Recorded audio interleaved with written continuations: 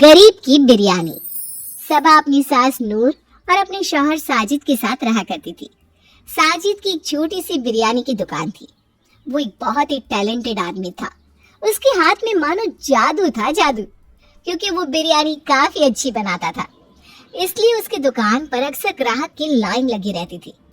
वो अपने छोटे से परिवार वालों के साथ खुशी से अपना जीवन व्यतीत कर रहा था, लेकिन उसे ये नहीं पता था कि उसके जीवन में आने वाली कठिनाई इतनी बढ़ जाएगी कि वो बिल्कुल लाचार हो जाएगा। ऐसे ही एक दिन साजिद अपनी बिरयानी की दुकान पर बिरयानी बना रहा था। तभी अपने एक आदमी से वो कहता है, अरमान, तू जरा दुकान को देखना, मैं अभी वॉशरूम से होकर आता हूँ। जी साहब। इस तरह साजिद वॉशरूम चला जाता है तो वहीं दुकान में अरमान भी लापरवाह होकर गैस को खुला छोड़ देता है, और जैसे ही साजिद वॉशरूम से बाहर आता है सिलेंडर ब्लास्ट हो जाता है, जिस वजह से वह आग की चपेट में आ जाता है और उसका पूरा शरीर झुलस जाता है। इस बारे में जब नूर और सबा को पता चलता है तो उन दोनों के पैरों तले जमीन खिसक जाती है। अब उन दोनों को समझ में नहीं आता कि वो दोनों क्या करें। इसी तरह से कुछ दिन बीत जाते हैं। उनकी आर्थिक स्थिति और भी ज्यादा बिगड़ जाती है, जिसके बाद नूर और सबा घर की जिम्मेदारी अपने कंधों पर ले लेती है। माँ जी, हम हाथ पर हाथ धरे नहीं बैठ सकते। साजिद इस हालत में नहीं है कि वो फिर से कोई काम कर सके, इसलिए अब हमें ही कुछ करना होगा। हाँ बहू, मैं जानती हूँ, और इसीलिए मैंने एक फैक्ट्री में बात भी की है जहाँ मुझे मशीन चलानी होगी। मशीन चलानी होगी? पर माँ, आपके घुटनों का दर्द। मैं जानती हूँ बहू, पर हम पर घर की जिम्मेदारियां तो है ही, साथ ही साजिद की दवाइयों का इंतजाम भी तो करना है। अब इस तरह से नूर फैक्ट्री में काम करने लगती है। वहीं दूसरी ओर सबा भी कोठी पर बड़े बड़े घरों में जाकर साफ सफाई का काम करने लगती है। समय यूं ही बीतता है और जैसे तैसे दोनों सास बहू घर को चलाती है। अपनी पत्नी सबा और अपनी माँ नूर को इस तरह बाहर काम करता हुआ देख साजिद को बिल्कुल अच्छा नहीं लगता। और एक रात जब सभी खाना खा रहे होते हैं तब साजिद अपनी आंखों में आंसू लिए बैठा होता है। ये देखकर सबा कहती है, साजिद जी, क्या हुआ? आप इस तरह आंखों में आंसू लिए क्यों बैठे हैं? सबा, मुझे खुद के मर्द होने पर शर्म आ रही है। देखो तो, ना मैं उस दिन अरमान को दुकान संभालने को कहता और ना वो ब्लास्ट होता। आज ब्लास्ट होने के कारण मैं यूं इस तरह अपाहिज बनकर घर में तुम दोनों के ऊपर बोझ बना पड़ा हूँ। आज मेरी वजह से मेरी बीवी और मेरी माँ को बाहर जाकर काम करना पड़ रहा है। साजिद जी, आप क्या कह रहे हैं? आप हम पर कोई बोझ नहीं है। और क्या हुआ अगर मैं और माँ जी बाहर जाकर काम कर रहे हैं तो? क्या औरत बाहर जाकर काम नहीं कर सकती? नहीं सबा, ऐसा नहीं है, लेकिन फिर भी इस घर में अकेले पड़े रहना मुझे बिल्कुल भी अच्छा नहीं लगता। ऐसा लगता है ये घर मुझे काटने को दौड़ रहा है, और इस घर की चारों दीवारें चीख चीख कर बोल रही हैं कि मैं एक अपाहिज हूँ। साजिद बेटा, तू अपाहिज नहीं है, तू बस जला हुआ है और तुझे ठीक होने में थोड़ा समय लगेगा। तो आज के बाद खुद को अपाहिज कभी मत बोलना, और ना ही खुद को हम लोगों के ऊपर बोझ समझना, समझे? इस तरह नूर और सबा साजिद को शांत करवाते हैं और सभी खाना खाकर सो जाते हैं। समय गुजरता है। गुजरते समय के साथ सबा को हमेशा नए नए प्रकार की चुनौतियों का सामना करना पड़ रहा था। कभी उसे कोई चीज के लिए बोलता तो कभी कोई किसी चीज के लिए। इस तरह से सबा के सामने एक के बाद एक चुनौतियां आती रहती है। ऐसे ही एक सुबह, बहू, आज पैरों में बहुत दर्द हो रहा है, न जाने क्या हो गया है।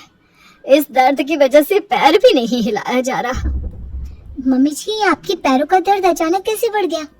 ये तो अल्लाह ही जाने बेटा कि मेरे पैरों में इतना दर्द कैसे बढ़ गया, लेकिन मुझे नहीं लगता कि आज मैं फैक्ट्री जा पाऊंगी।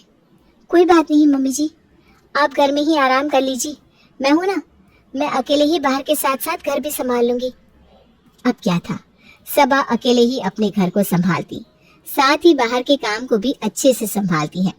और इस तरह से कुछ महीने और गुजर जाते हैं और एक दिन सबा एक बड़े से महल में साफ सफाई का काम कर रही थी। तभी वहां अरशद आता है। सबा को देखकर अरशद के पैरों तले जमीन खिसक जाती है। अरे भाभी जान, आप यहाँ? आपने मुझे पहचाना? जी नहीं, आपको नहीं पहचाना। आपकी तारीफ? भाभी जान, आप और खाला मुझे पहचान भी नहीं सकती। क्योंकि आज से पहले मैं आपसे और खाला से कभी नहीं मिला, लेकिन मैं आपके शौहर साजिद को बहुत अच्छे से जानता हूँ। साजिद भाई साहब मुझसे ही बिरयानी बनाने का सामान लेकर जाया करते थे। अच्छा, तो आप ही हैं अरशद भाईजान? साजिद जी ने मुझे आपके बारे में बताया था, लेकिन मैंने आपको आज से पहले कभी देखा नहीं, इसलिए मैं आपको पहचान नहीं पाई। कोई बात नहीं भाभी जान, पर आप इतने समय तक कहाँ थे? भाभी जान, मुझे किसी वजह से गांव से शहर जाना पड़ा और मैं वहीं सेटल हो गया। लेकिन आज जब इतने सालों बाद यहाँ वापस आया तो मैंने देखा कि साजिद भाई साहब की बिरयानी की दुकान बुरी तरह से जली हुई है और साथ ही बंद भी रखी है। मैंने साजिद भाईजान के बारे में काफी पता लगाने की कोशिश करी, लेकिन मुझे उनके बारे में कुछ पता नहीं चला। और जब मैं अपने घर में आया तब मुझे आप मेरे घर में यूं इस तरह काम करती हुई नजर आई। भाभी जान, भाईजान का काम तो बड़ा अच्छा चल रहा था, आखिर ऐसा क्या हुआ जो आपको लोगों के घरों में जाकर काम करना पड़ रहा है? उसकी ये बात सुनकर सबा अरशद को सारी घटना बता देती है। ये सुनने के बाद अरशद की आंखों में आंसू आ जाते हैं और आंखों में आंसू लिए अरशद सबा से कहता है, भाभी जान, साजिद भाईजान और आपके साथ बहुत बुरा हुआ है, लेकिन आप और खाला अपनी उसी दुकान को रिपेयर करवा कर दोबारा बिरयानी की दुकान क्यों नहीं खोल लेती? भाईजान, किसी भी काम को शुरू करने से पहले हाथ में पैसों का होना बहुत जरूरी है, लेकिन मेरे घर के हालात इतने बिगड़ गए हैं कि मैं कुछ नहीं कर पा रही। उसकी ये बात सुनकर अरशद सबा के हाथ में कुछ पैसे थमा देता है। अरशद के हाथ से पैसे लेना सबा को अच्छा नहीं लग रहा था और इसीलिए वो पैसों को दूर करते हुए अरशद से कहती है, भाईजान, मैं आपसे ये पैसे नहीं ले सकती।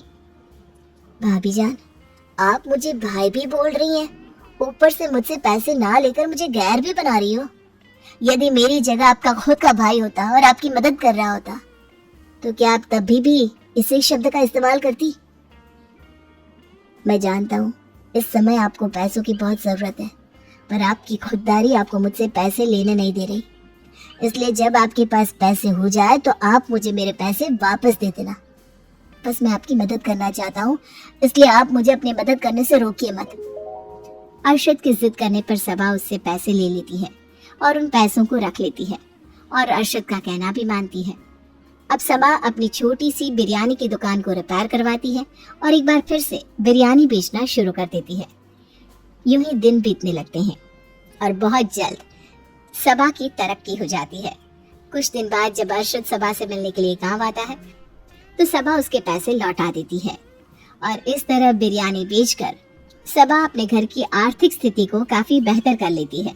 साथ ही अब सबा का शौहर भी ठीक हो जाता है।